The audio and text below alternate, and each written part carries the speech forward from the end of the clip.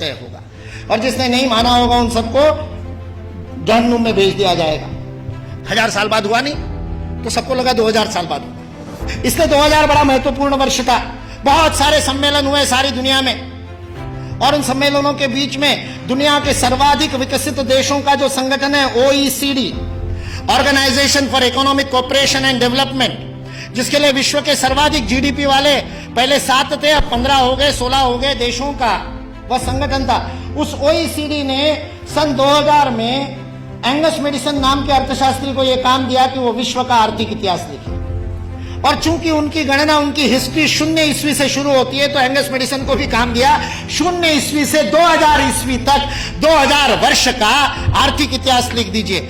उस पुस्तक का नाम है economic history of the world millennial perspective by Angus medicine.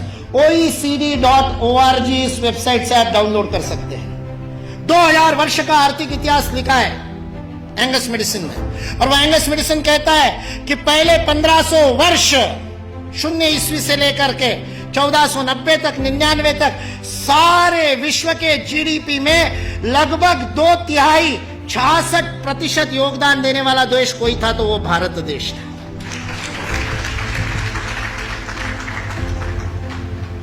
मैं सोच रहा था, इतिहास का मैं विद्यार्थी हूं, आपके जैसा इतना अध्ययन तो नहीं किया, लेकिन मैं सोच रहा था ये 1500 से क्या संबंध है, तो पता चला वास्को दी गामा 1498 में आया था।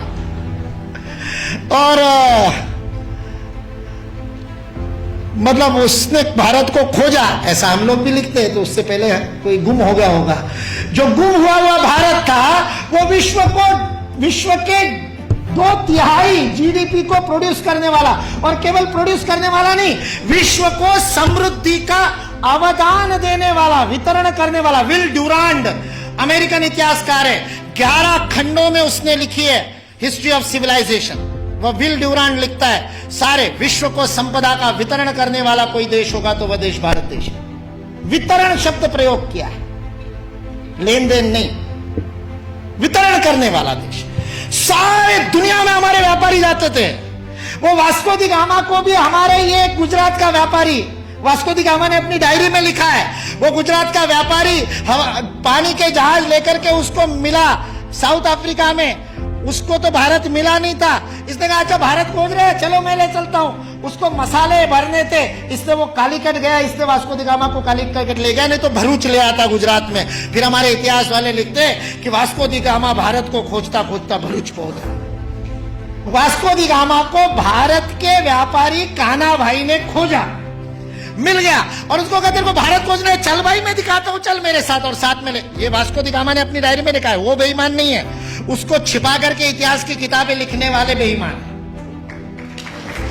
वास्को दी गामा की डायरी का उद्धरण दिए बिना हमारे को गलत इतिहास पढ़ाने वाले बेईमान है। वास्को दी गामा ने तो ईमानदारी से लिखा है, उसने ये भी लिखा है कि उस कान्हा भाई के जहाज मेरे जहाजों से कई गुना अधिक प्रगत थे। 40 खेने वाले लगाने के बाद भी मेरे जहाज को उतनी गति नहीं थी जो उससे 3 गुना बड़े, 3 मंजिल वाला जिसके ऊपर डेक था, ऐसे जहाज को केवल 16 नाविक खेते थे। ऐसा कान्हा भाई का जहाज था। भारत की विज्ञान और तकनीकी की स्थिति अंग्रेज इस देश में आए तब सारे विश्व से अधिक उन्नत थी। ये अंग्रेजों में से कुछ ईमानदार इतिहासकारों ने लिख करके रखा।